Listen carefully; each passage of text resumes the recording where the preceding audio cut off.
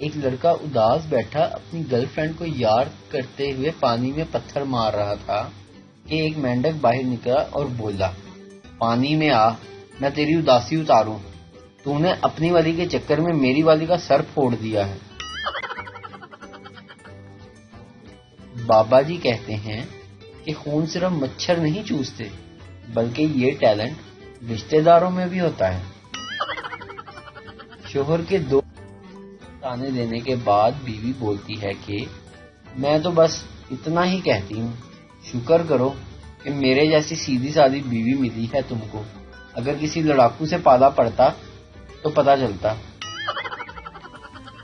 ایک پنجابی اپنے 3 دوستوں کے ساتھ پیزا کھانے گیا۔ ویٹر بولا، سر پیزے کے 4 ٹکڑے کروں یا 8؟ پنجابی بولا، یار 4 ہی کر دیں، 8 کھادے نہیں جانے۔ بابا جی کہتے ہیں کہ بندے کو تھوڑا سا مزاحیہ بھی ہونا چاہیے، کیونکہ سیریس تو آئی سی یو کے مریض ہوتے ہیں۔ بس میں ایک ٹیچر کھڑی تھی۔ بچے نے اپنی جگہ سے کھڑے ہو کر کہا، میڈم آپ میری جگہ بیٹھ جائیں۔ ٹیچر نے اس کے منہ پر تھپڑ دے مارا۔